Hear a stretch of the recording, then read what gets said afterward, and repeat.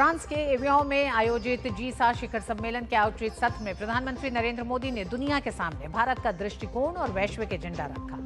नई साझेदारियां और अंतर्राष्ट्रीय एकजुटता की मजबूती विषय पर बोलते हुए प्रधानमंत्री ने कहा कि आज का विषय पहले से कहीं ज्यादा आपस में जुड़ा हुआ और एक दूसरे पर निर्भर है।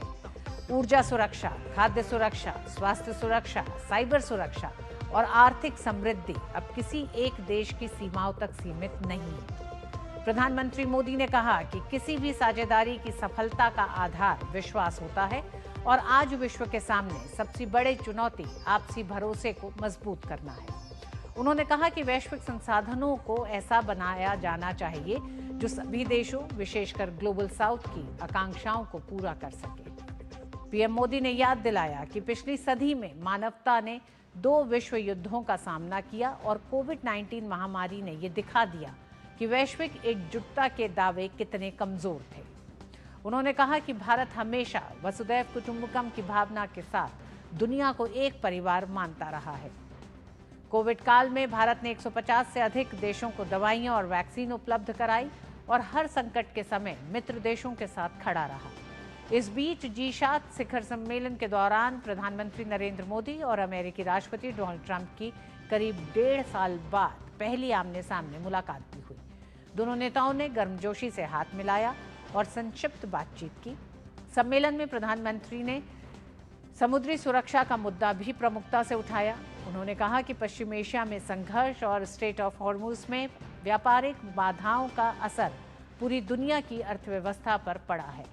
भारतीय नागरिकों और नाविकों की मौत का मुद्दा उठाते हुए प्रधानमंत्री ने कहा कि वैश्विक समुद्री व्यापार को जोड़ने वाले नाविकों की सुरक्षा सभी देशों की सामूहिक जिम्मेदारी है। उन्होंने जोर देकर कहा कि समुद्री मार्ग सुरक्षित रहें और सीफेयरर्स बिना भय के अपना काम कर सकें।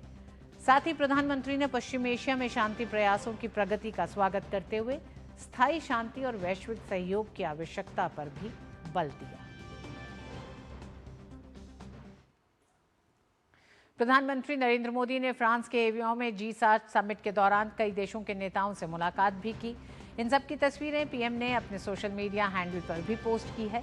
द्विपक्षीय मुलाकातों में आपसी संबंधों की मजबूती और मौजूदा वैश्विक परिस्थितियों पर चर्चा हुई। प्रधानमंत्री नरेंद्र मोदी ने एवियन में जी7 समिट से इतर संयुक्त अरब अमीरात के राष्ट्रपति शेख मोहम्मद बिन जायद अल नाहयान के साथ मुलाकात की। दोनों नेताओं ने आपसी सहयोग बढ़ाने पर चर्चा की। प्रधानमंत्री मोदी ने कहा कि महामहिम शेख मोहम्मद बिन जायद अल नाहयान के साथ उनकी मुलाकात अच्छी और आत्मीय रही। दोनों नेताओं ने भारत यूएई संबंधों के विभिन्न क्षेत्रों की समीक्षा की और व्यापक रणनीतिक साझेदारी को और अधिक सशक्त तथा गतिशील बनाने के उपायों पर चर्चा की। साथ ही पीएम मोदी ने संयुक्त अरब अमीरात में रह रहे भारतीय समुदाय की देखभाल और उनके हितों के प्रति निरंतर संवेदनशीलता और सहयोग का भाव देखने के लिए राष्ट्रपति नाहयान और यूएई सरकार के प्रति आभार व्यक्त किया।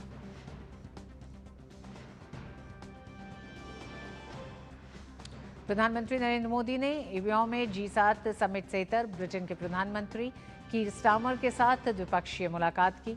प्रधानमंत्री मोदी ने कहा कि एवियन में प्रधानमंत्री कीर स्टारमर के साथ मेरी बहुत अच्छी और सार्थक मुलाकात हुई। भारत ब्रिटेन संबंधों के लिए बीता वर्ष बेहद महत्वपूर्ण और उपलब्धियों से भरा रहा है। हाल ही में हुए व्यापार समझौते ने दोनों देशों के बीच आर्थिक सहयोग के अनेक नए अवसर खोले हैं। साथ ही उन्होंने कहा कि आज की हमारी बातचीत इस बात पर केंद्रित रही कि भारत ब्रिटेन साझेदारी को और अधिक गति कैसे दी जाए। दोनों नेताओं ने नवाचार, कृत्रिम बुद्धिमत्ता यानी एआई, कौशल विकास, खेल और अन्य कई क्षेत्रों में मिलकर काम करने के तरीकों पर चर्चा की। साथ ही उन्होंने दोनों देशों के लोगों के हित में निवेश संबंधों को और मजबूत बनाने पर भी विचार विमर्श किया। और जी7 से इतर इसी कड़ी में प्रधानमंत्री नरेंद्र मोदी ने एवियन में जी7 समिट से इतर कनाडा के प्रधानमंत्री मार्क कार्नी से मुलाकात की। दोनों नेताओं ने द्विपक्षीय संबंधों में उल्लेखनीय प्रगति की समीक्षा की। व्यापार, ऊर्जा, नवाचार, शिक्षा और लोगों के बीच पीपल टू पीपल कॉन्टैक्ट और आदान प्रदान को आधार बनाकर साझेदारी को और अधिक मजबूत बनाने के उपायों पर चर्चा की। इस मौके पर कनाडा के प्रधानमंत्री ने कहा कि हमारे द्विपक्षीय संबंधों में काफ़ी अच्छी प्रगति हो रही है। साथ ही उन्होंने उम्मीद जताई कि दोनों देशों के बीच इस दशक के अंत तक व्यापार दोगुना हो जाएगा। You've set a high bar for the relationship and what we can do together. We are making very good progress. On fait de bons progrès en ce qui concerne notre partenariat économique compréhensif, our CEPA partnership. To be clear, His Excellency likes the deadline. I like one as well. And our deadline is to complete by the G20. Our teams are aware of that and what we're discovering in the negotiations, but also with the exchanges of our universities, cultural exchanges of our businesses, including the largest trade delegation from India, and a big reciprocal one coming from Canada to India, is that there's so much more to do together, and it's just one objective, which you've set, is to double our trade by the end of this decade. We think we can do more, and with this partnership. Britain के प्रधानमंत्री कीर Starmer ने कहा है कि इस साल के अंत तक भारत और ब्रिटेन के बीच में व्यापार दोगुना हो जाएगा। वहीं प्रधानमंत्री नरेंद्र मोदी ने कहा कि भारत और कनाडा मुक्त व्यापार समझौते को लेकर काफी उत्साहित है। साथ ही पीएम मोदी ने उम्मीद जताई कि ऊर्जा सुरक्षा के मामले में कनाडा बहुत बड़ा साझेदार बन सकता है।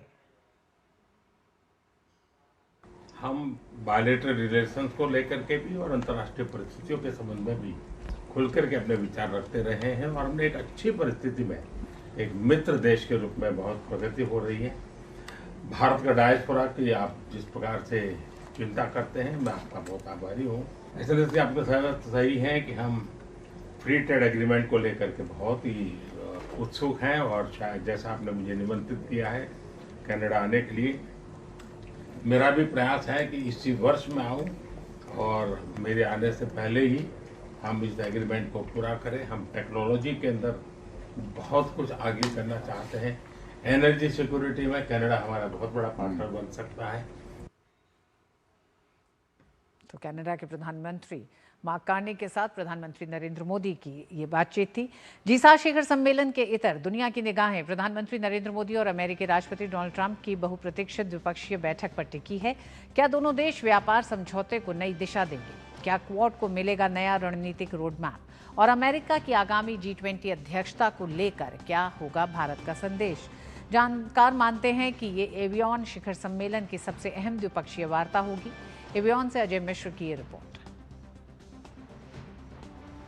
फ्रांस के एवियन में आयोजित G7 शिखर सम्मेलन के दौरान प्रधानमंत्री नरेंद्र मोदी और अमेरिकी राष्ट्रपति डोनाल्ड ट्रंप के बीच होने वाली द्विपक्षीय बैठक पर पूरी दुनिया की नजरें टिकी हैं। ऐसे समय में ये बैठक हो रही है जब वैश्विक अर्थव्यवस्था अनिश्चितताओं से घिरी है, पश्चिम एशिया में तनाव बना हुआ है और भारत अमेरिका व्यापार समझौते पर बातचीत निर्णायक चरण में पहुंच चुकी है। दोनों देशों के बीच पिछले कई महीनों से व्यापार वार्ता चल रही है और अमेरिकी व्यापार प्रतिनिधि 23 और 24 जून यानी अगले सप्ताह ही भारत आकर आगे की बातचीत करेंगे। संकेत है कि समझौते के पहले चरण को अंतिम रूप देने की दिशा में महत्वपूर्ण प्रगति हो सकती है। जानकार मानते हैं कि पीएम मोदी और राष्ट्रपति ट्रंप के बीच होने वाली ये द्विपक्षीय वार्ता G7 शिखर सम्मेलन की सबसे अहम द्विपक्षीय वार्ता होगी।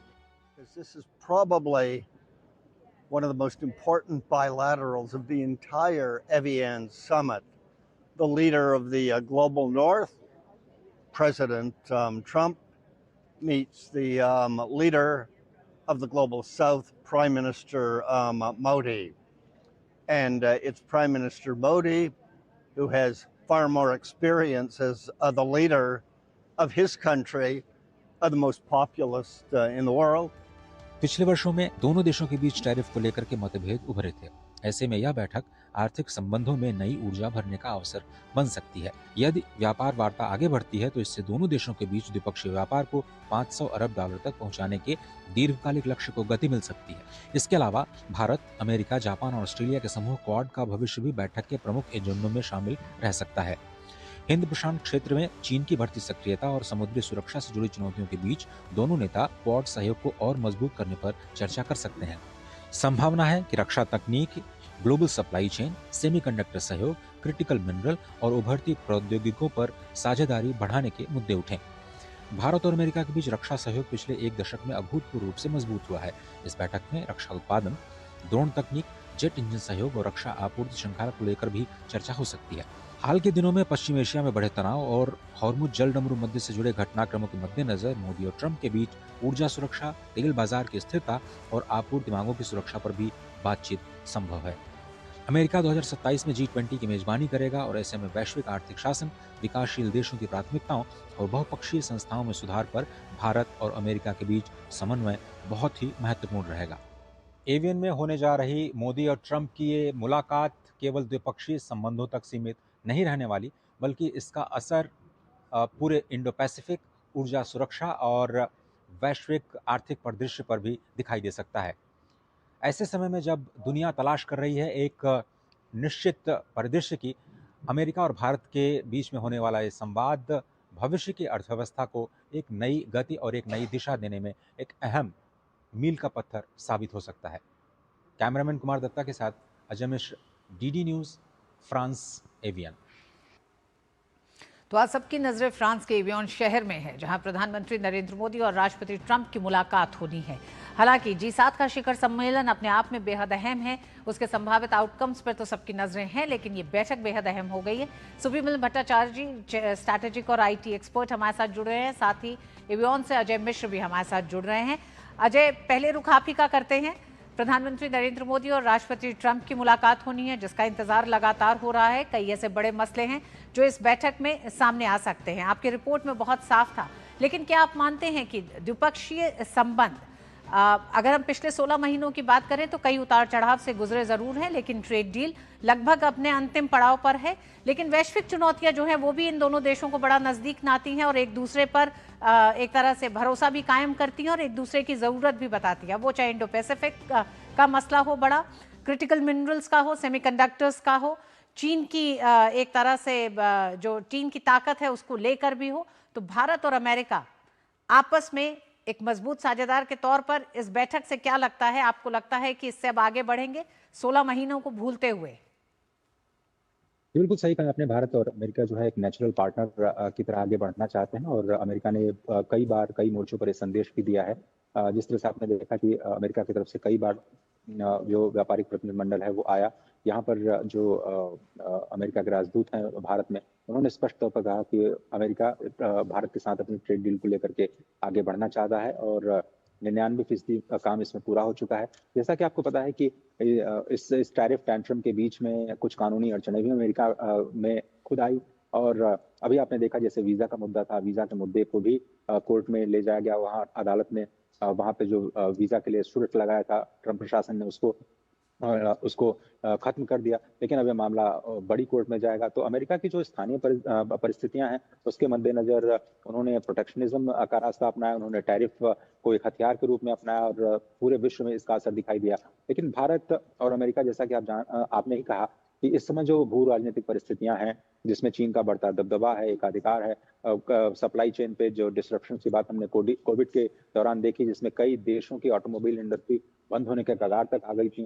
तो कोविड ने हमें काफी कुछ सिखाया और पूरी दुनिया को ये लगने लगा कि सिर्फ एक देश पर निर्भर रहना, न केवल अमेरिका बल्कि यूरोपियन यूनियन और यूरोजोन के सभी देश मानने लगे कि केवल चीन पर निर्भरता जो है वो उनके लिए, उनकी अर्थव्यवस्था के लिए खतरा है, उनके अपने हित में नहीं है और इसलिए उनको विकल्पों पर ध्यान देना चाहिए। और उसके बाद आप देखिए अमेरिका में हलचल शुरू हुई, यूरोपियन यूनियन में हलचल शुरू हुई और वो वैकल्पिक ट्रस्टेड पार्टनर की बात करने लगे। ये कॉन्सेप्ट पहले नहीं था।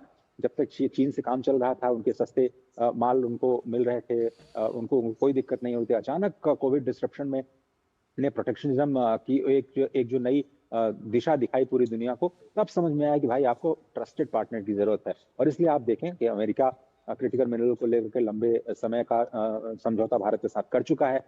मदर ऑफ ऑल डील के जरिए ईयू ने भारत के साथ क्रिटिकल मिनरल के प्रोसेसिंग और उसके संशोधन का जो समझौता है उसको शामिल किया है और लंबे वक्त के लिए जो व्यापार समझौते हैं उस पर सब लोग चाहते हैं कि भारत उनके साथ मिलकर के काम करे। तो भारत को नजरअंदाज करना आप किसी के भी बस की बात नहीं है और इसीलिए आप देख रहे हैं कि अमेरिका बार बार अपनी टीम्स भेज रहा है। 23 और 24 को खुद यूएसटीआर के जो हेड हैं वो पहली बार भारत आ रहे हैं और ये संकेत देता है कि अब शायद राष्ट्रपति ट्रंप की भी मंजूरी एक तरह से मिल गई है और ये जो बायलैटरल आज होने जा रहा है, एक बार बड़ी पक्की मोहर लग जाएगी कि जो भारत और अमेरिका की जो ट्रेड डील है उसके प्रथम चरण को ज्यादा से ज्यादा जुलाई के अंत तक प्रभावी किया जाए और दोनों ही देशों के जो टैरिफ लाइन्स हैं, 1200 से ज्यादा टैरिफ लाइन्स जिन पर बात चल रही है, उसमें 1100 टैरिफ लाइन्स को शामिल किया गया है। तो एक बहुत बड़ा दायरा होगा जो कि इस भारत और अमेरिका की ट्रेड डील में शामिल होगा, और उससे भारत को बहुत बड़ा फायदा होने जा रहा है। जी, सुबिमल भट्टाचार्य जी भी हमारे साथ जुड़े हुए हैं। सुबिमल जी, आप किस तरह से देखते हैं आज शाम को होने वाली इस मुलाकात को?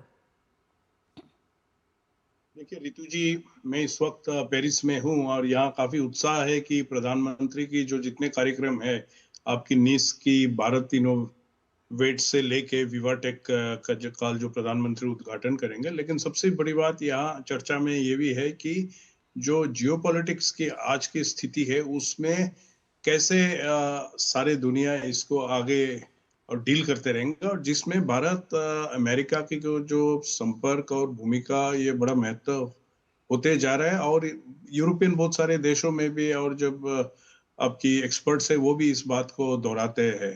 हमारे कन्वर्सेशंस यहाँ जहाँ रहे वहाँ की कैसे आप ट्रेड डील में अमेरिका के साथ आपने इसको आगे बढ़ाया, अपनी तरफ से अपना पक्ष कैसे बड़ा स्ट्रांगली रखा है। और जो बात अजय ने भी अभी बताया कि प्रोटेक्शनिज्म की जो बात चल रहे थे और काफी लंबा इसको खींचा गया, हालांकि अमेरिकन कोर्ट्स ने भी ये जो इनके टैरिफ्स के खिलाफ जजमेंट, और बहुत सारे ऐसे इनकी कदम थे जिसके खिलाफ वहाँ के लोगों में भी एक तनाव है, और कोर्ट्स ने भी उसमें अपना राय रखा है।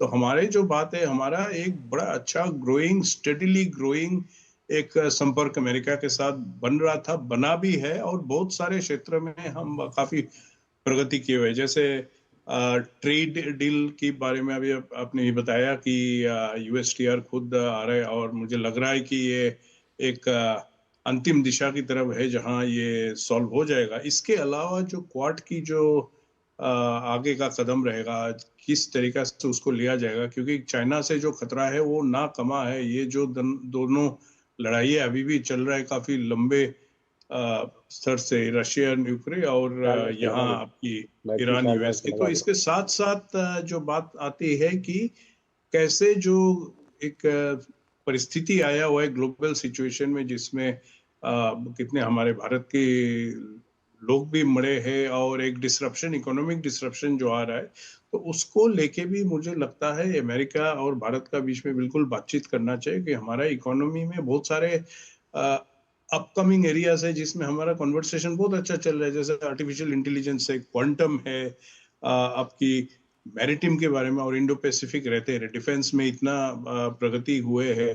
तो ये जो कोऑपरेशन की जो बात है, और हमारा जो एक पक्ष रहा पिछले कुछ सालों में कि को प्रोडक्शन, को डेवलपमेंट डिफेंस का रहेगा, जिसमें अमेरिकन कंपनीज भी साथ दिए, अपने जॉइंट वेंचर्स खुले हैं। मुझे लगता है कि टेक्नोलॉजी के मामले में भी हम इसमें बोथ वेज एक रिलेशनशिप बनाते हैं, और जो चीज को प्रधानमंत्री ने बड़ा सुंदर से कल अपनी आउटरीच इवेंट की, जो G7 समिट की उस भाषण में रखा था कि कोई बायर सेलर रिलेशनशिप जो होता था उससे हटके ये पार्टनरशिप को लेकर कभी उन्होंने कहा कि एक डोनर साथ रेसिपिएंट के अलावा ये सॉलिडरिटी और इक्वल ओनरशिप। तो मुझे जी। लगता है ये भारत और अमेरिका के जो संबंध है वही यही दर्शाता है कि इसको एक ऑपरेशन के माध्यम से ले जाओ। इसीलिए आज की मीटिंग बड़ा महत्वपूर्ण रहेगा, क्योंकि कई सारे चीज में प्रेसिडेंट ट्रम्प वही पे जगह में डिसीजन लेते हैं बहुत सारी चीज। तो प्रधानमंत्री जी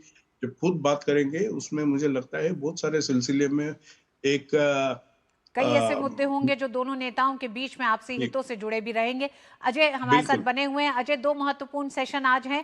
अब से थोड़ी ही देर में promoting balance, shared and sustainable economic growth for all, इस सेशन में सभी नेता बैठेंगे। भारत का इंटरवेंशन इसमें होगा। प्रधानमंत्री नरेंद्र मोदी भारत के पक्ष को रखेंगे। साथ ही दूसरा जो एक है वो ensuring safe, fast and efficient deployment of artificial intelligence है। को प्रोडक्शन, को मैन्युफैक्चरिंग का जो मुद्दा है। जी तो रितु जी, इस वक्त मैं एवियन शहर में जो इंटरनेशनल मीडिया सेंटर है उसमें हूँ, और मैं थोड़ा पीछे इसलिए मुड़ा था क्योंकि यहाँ बड़ी स्क्रीन पे जो कुछ भी हो रहा है पास में यहाँ से 6-7 किलोमीटर दूर है, जहाँ पर मेन समिट रखा गया है, बिल्कुल लेक जेनेवा के पीछे जो मुझे तस्वीरें दिखाई दी, उसमें प्रधानमंत्री नरेंद्र मोदी पहले सेशन में, जिसको promoting balance shared and sustainable economic growth का आप जिक्र कर रहे हैं, उसमें पहुंच चुके हैं। और वो वैश्विक नेता हैं, उनके साथ लगातार, जैसा कि आप जानते हैं कि अनौपचारिक तौर पर वो मिलते हैं, सबको मीट एंड ग्रीट करते हैं। तो वही मोमेंट मैं यहाँ पर विटनेस कर रहा था। और मेरे पीछे बहुत धुंधली तस्वीरें आपको दिख रही होंगी, जिसमें यूरोपियन यूनियन के प्रेसिडेंट और IMF के प्रेसिडेंट इस वक्त क्रिस्टिना लागार्ड पहुंची हुई हैं। यूरोपियन कमीशन के जो हेड हैं वो भी हैं। G8 के सारे जो राष्ट्राध्यक्ष हैं वो धीरे धीरे पहुंच रहे हैं। G7 की जो पार्टनर कंट्रीज हैं, जो बुलाया गया है 4 पार्टनर कंट्रीज को, तो वो भी यहाँ पहुंच रहे हैं। और पीएम मोदी का जो इंटरवेंशन है उस पर हमारी निगाह रहेगी जरूर कि इकोनॉमिक ग्रोथ को, एक बैलेंस इकोनॉमिक ग्रोथ को लेकर के वो क्या कुछ कहते हैं। जो दूसरा सेशन आपने कहा AI को लेकर के, उसमें AI के CEOs के साथ इनफॉर्मल मीटिंग होनी है G20 और G20 के पार्टनर देशों के साथ में, क्योंकि AI फ्रांस की प्रेसिडेंसी का बहुत बड़ा फोकस है। और जिस तरह से आपने देखा कि इम्पैक्ट इन जो AI को समिट फ्रांस में था उसमें मोदी जी शामिल हुए थे। भारत में जो AI इम्पैक्ट समिट हुआ उसमें मैक्रो आए, और G7 की एक साझा थीम के तौर पर ही इसको AI को रखा गया है। तो मुझे लगता है कि AI से जुड़े जो बड़ी कंपनियां हैं उनके CEOs के साथ भी प्रधानमंत्री नरेंद्र मोदी की कुछ बातें हो सकती हैं, कुछ उनके साथ भी औपचारिक मुलाकात हो सकती है उस लंच के दौरान में। तो ये जो 2 वर्किंग सेशंस हैं वो काफी इंपॉर्टेंट है। बैलेंस ग्रोथ अभी थोड़ी देर बाद मेरे ख्याल से जो मेज है वो सज चुकी है, और अब ये बैठक शुरू होने वाली है। उस पर हमें इंटरवेंशन का इंतजार रहेगा, और उसके बाद वो वर्किंग लंच में AI कंपनियों के CEOs के साथ मुखातिब हो सकते हैं। और उसके बाद फिर वो 3 बड़े बायलैटरल्स जिनका हम लगातार जिक्र कर रहे हैं।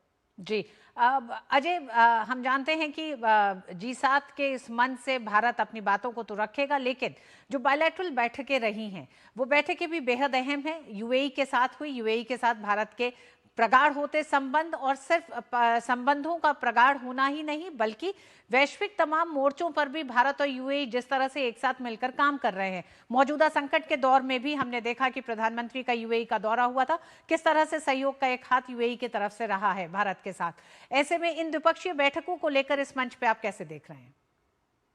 द्विपक्षीय बैठकें बहुत ही महत्वपूर्ण हैं भारत के लिहाज से देखेंगे, क्योंकि हम मल्टीलैटरल फोरम का इस्तेमाल करना चाहते हैं एक कंसेंसस बनाने के लिए। लेकिन जो हमारे देश को चाहिए वो 1 to 1 जो बायलैटरल रिलेशंस हैं, और हमारी विदेश नीति में और जो विदेश व्यापार नीति है उसमें यही एक बड़ा शिफ्ट हुआ है कि हम अब केवल मल्टीलैटरल फोरम पे भरोसा नहीं कर सकते। आपको याद होगा कि हम लोग एशियन जो आसियान समिट है उसमें जो 10 कंट्रीज हैं उनके साथ हम लोगों ने कॉम्प्रिहेंसिव इकोनॉमिक पार्टनरशिप एग्रीमेंट किया था। उससे बड़ा कोई एग्रीमेंट नहीं होता जिसमें सर्विसेज में शामिल है, लेकिन भारत को कुछ मिला नहीं, क्योंकि हम एक ब्लॉक के साथ जब डील कर रहे थे तो उसमें हम फोकस नहीं कर पा रहे थे। अब भारत की स्ट्रेटजी बदली है और अब हम बाइलैटरली जा रहे हैं, और पिछले 2 से 3 वर्षों में आपने 9 बड़े विकसित देशों के साथ FTA साइन किए हैं, जिसमें EU सबसे बड़ी मदर ऑफ ऑल डील्स साबित हुई है। और अब हम बात करें अमेरिका की, आपने UAE का जिक्र किया, तो दोनों ही नेता एक जब भी मिलते हैं एक बहुत भरोसेमंद मित्र की तरह मिलते हैं। केमिस्ट्री देखते ही बनती है, जिस तरह से वो गले लगते हैं। और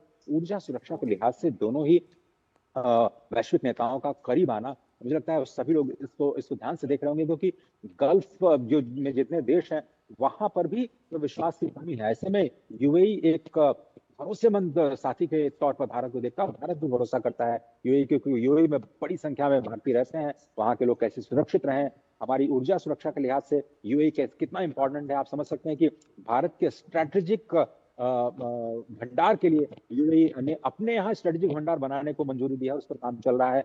तो इस तरह से भारत UAE के साथ अपने संबंधों को लेकर के आगे बढ़ रहा है, और एक बहुत ही ट्रस्टेड पार्टनर के तौर पर मिडिल ईस्ट में कम से कम UAE सामने आया। आप जानते हैं कि जो OPEC है, OPEC से UAE का अलग होना, उसके बाद भारत के साथ खड़े रहना ऊर्जा सुरक्षा के लिए हमारे जो एनर्जी बास्केट है उसके डाइवर्सिफिकेशन के लिहाज से बहुत बहुत बहुत महत्वपूर्ण है।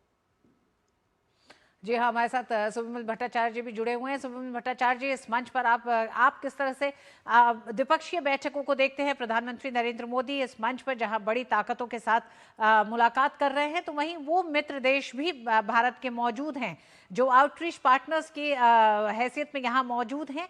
लेकिन भारत के संबंध पिछले कुछ समय में इन देशों के साथ मजबूत हुए हैं, आर्थिक साझेदारी मजबूत हुई है, और अब ये जो आउटरीच पार्टनर्स हैं ये सब मिलकर एक ग्लोबल साउथ की आवाज को बुलंद कर रहे हैं।